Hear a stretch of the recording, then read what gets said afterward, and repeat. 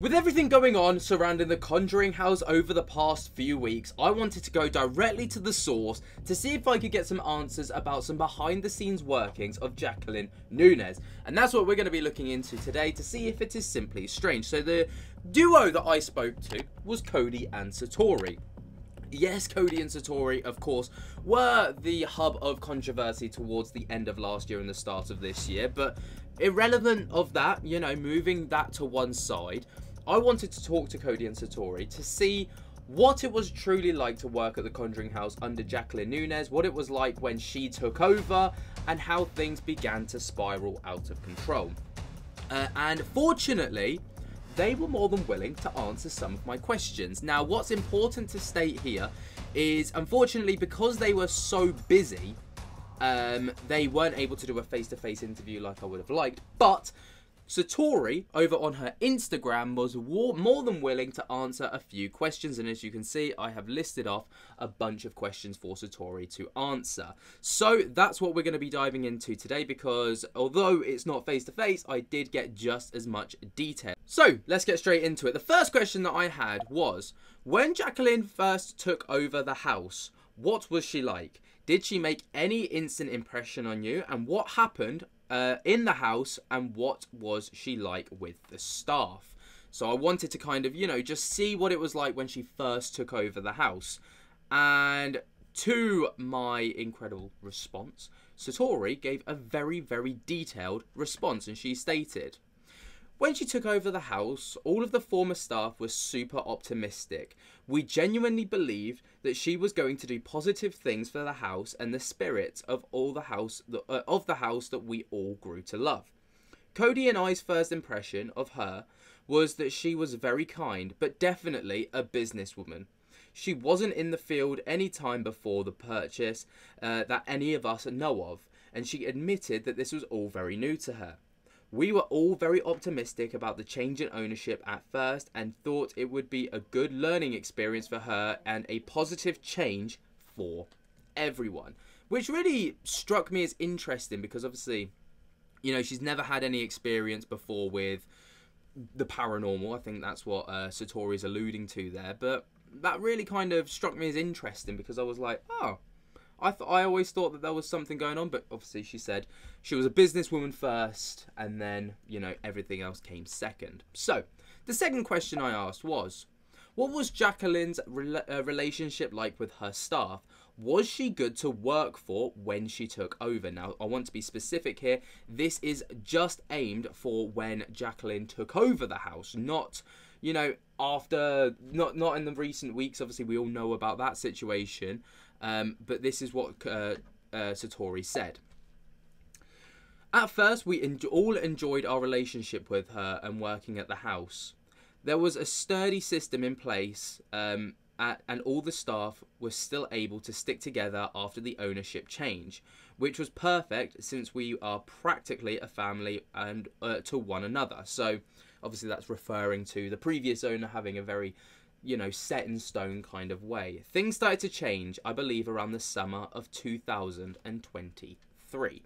Now, what I will state is Satori did caveat and say that she could only really answer, you know, she could only answer from her experience, and she obviously didn't want to throw, there's lawsuits flying left, right and centre, which I totally respected. So, you know, we've got to bear in mind that, you know, Satori's only going to answer what she feels comfortable answering. So, the third question that I asked Satori was, things started to go sour for you and Kody in October after Sam and Colby's YouTube series. Of course, that was the spending a week in the Conjuring House. What was Jacqueline like during that turbulent period? Was she supportive? Did she see you as a threat to her business? Or did she help you guys internally?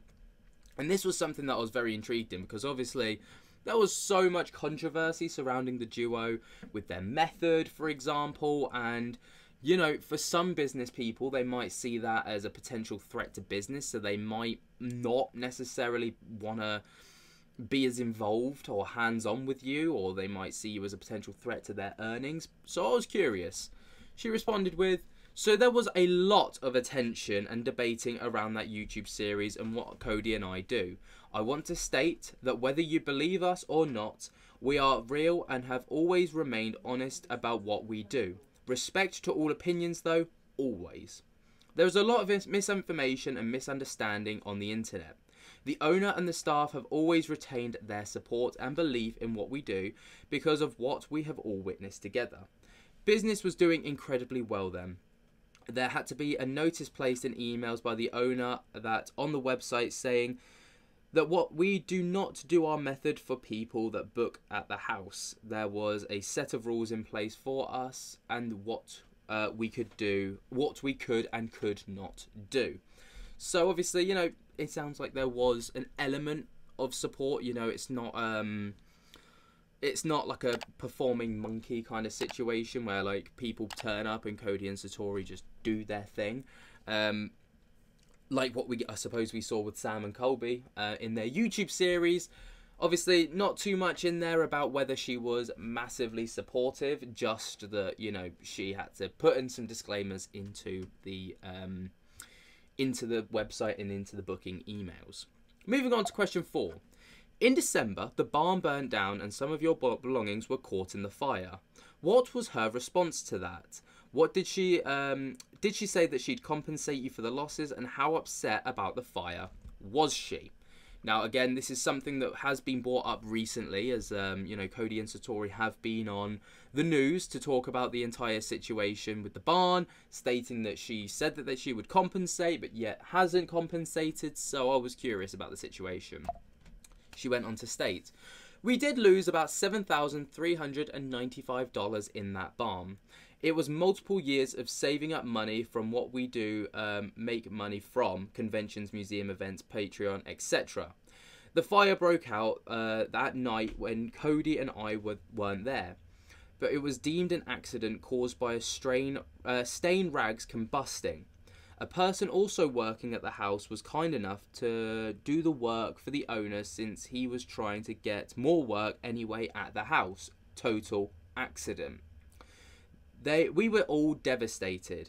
She agreed to pay us what we lost in the fire, and that lasted months until we confronted her about it again, and then she turned around and said it was our fault and that we weren't going to get anything for it.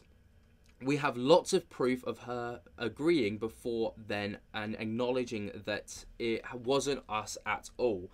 And she did ask us for an itemized list of what we lost and everything. It was a big hit for us, which, you know, is huge. And if you take a look at that news interview thing that they did not too long ago, obviously that was, I did post that on my channel not too long ago. That the proof was there, where Jacqueline Núñez does outline and say, you know, this wasn't your fault and all the rest of it. And then suddenly it is their fault and the itemized list is irrelevant. They're not going to get any money back. It was a shambles from Jacqueline Núñez. Many people have speculated that she just doesn't want to pay it back. Most have speculated that she can't pay it back, that she's not actually got that kind of money. But I don't know. Anyway, moving forward to question 5. So I said, moving through to today, we've seen a steady decline in reputation at the Conjuring House. Do you think the house and its legacy can survive much longer with Jacqueline in charge? So this was one that I was surprised. It was one of those I'd throw out there. I'd be surprised if Satori responded, and she came back with this. I can't speak about the current business's success or decline. I don't want any of what I'm saying to cause any attacks or negative interference with the business legally. I can't give reasons at any point on that because I have been threatened with lawsuits and just don't want that trouble. I just want it said that I love that house and the spirit in it. The true story is so rich on the property, and I hope that the future holds positive outcomes for that location no matter who is in charge. So a very diplomatic response there from Satori. Obviously, I didn't really expect anything otherwise. Like I say, there are lawsuits flying left, right and centre, and, you know, they have been hit with it, you know, one of the hardest. So I didn't expect much more. Moving forward, number 6. I said, when did things start to go wrong with Jacqueline? What happened to the to instigate all of this, and what is a factor? Was it a factor in why you left? Sorry, I couldn't get my words out there. And just again curious to see if this was the reason for them leaving. And she stated, there were multiple factors as to why we left. We each had our own personal experiences. I can say that the biggest reason for our departure, at least for Cody and I, was we felt that we were being horribly treated. And it was taking a huge toll on us. We also were doing our best to run the house when it seemed like we were all left alone.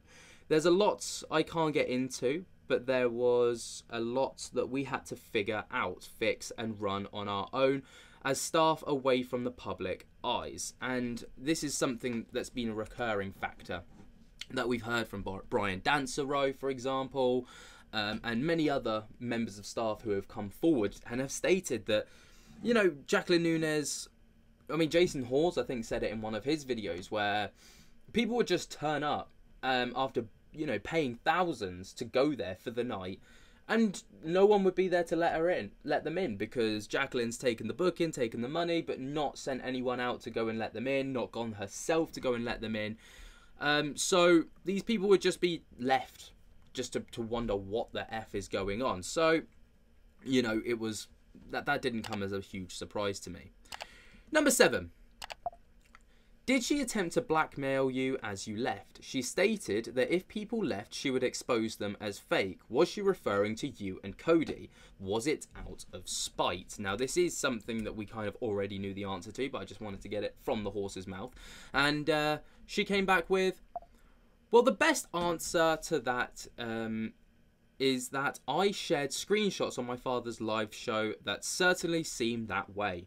One day we were called fake, the next that we were real and mentioned on a post without us knowing, and the day after we were called fake again. You can't keep up. She texted me after we had quit and stated that she would be making a post and saying we are fake because a spirit was telling her that, sorry.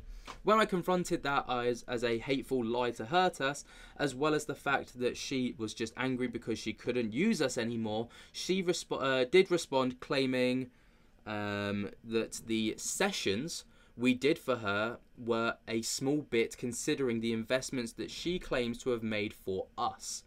We never got paid a dime for anything other than working at that house, so I was confused. It should be noted that the barn was being renovated as an event space anyway, and that we were given the opportunity to put items in there when it was completed for a temporary time. It was not done only for us. So there you go. I mean, basically stating that they fully believed that blackmail was aimed towards them as well. Obviously couldn't confirm nor deny, but, you know, reading between the lines, there's no denying it. Next question I stated was, number 8. She recently fired Brian Dansereau for allegedly stealing $3,000 from a cash register. She knows this because John Arnold told her. Is this true?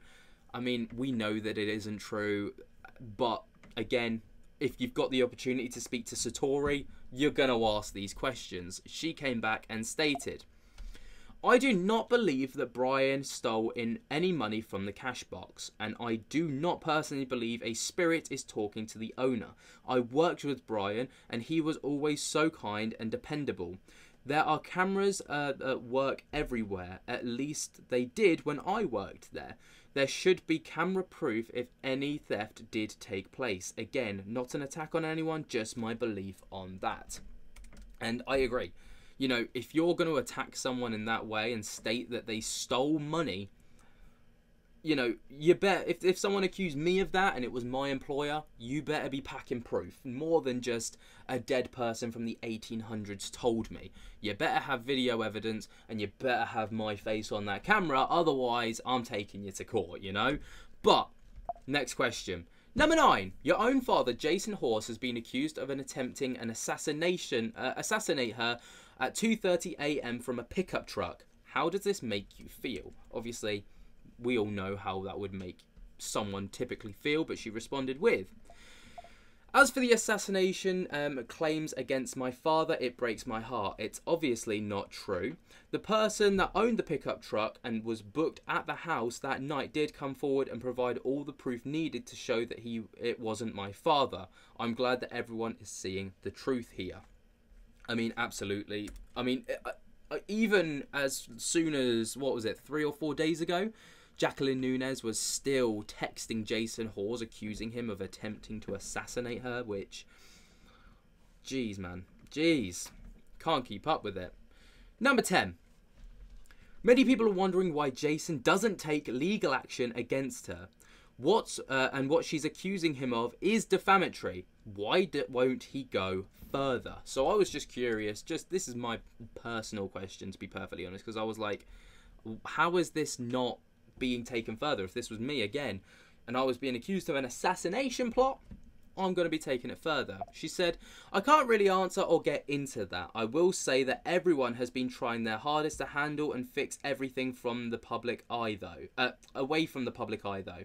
And we appreciate everyone sharing their ideas and advice. Fair enough. Obviously, when there's legal stuff going on, you can't get too deep into it. You can't get involved, especially when it's not you that's being spoken about. So, again, I can't really expect too much from that answer.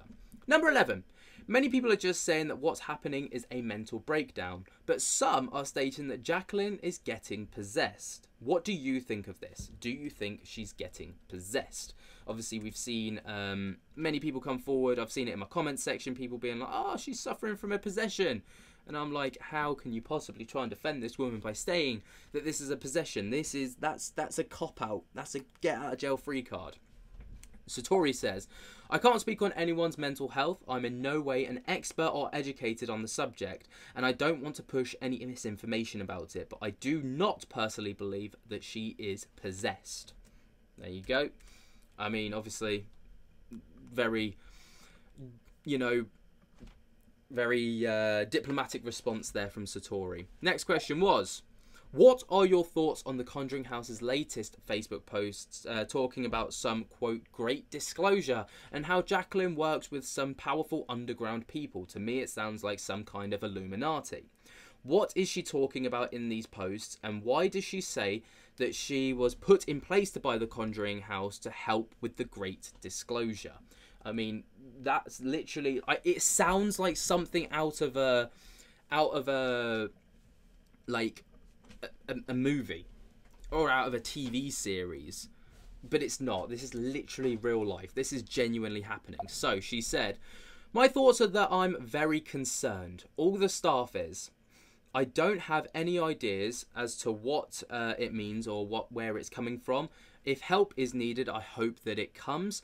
I truly have no clue as to what any of it means or why it's being said. It is showing how serious this situation is, in my opinion, and I completely agree with Satori there. You know, this isn't just a case of this is someone, like, just blabbing on about some crazy stuff. This is truly the ramblings of someone that's clearly going through something.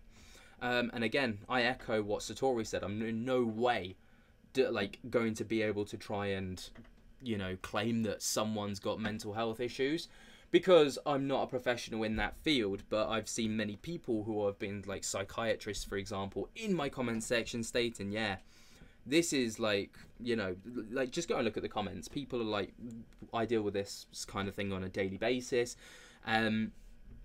Obviously there is something going on, and it's literally like a scene out of a sci-fi movie. It was like some Illuminati stuff going on. It's wild. Anyway, the final question I asked was a cheeky one. But will your dad, Jason Hawes, join me for an interview and video? Jason, I'm going to get ya.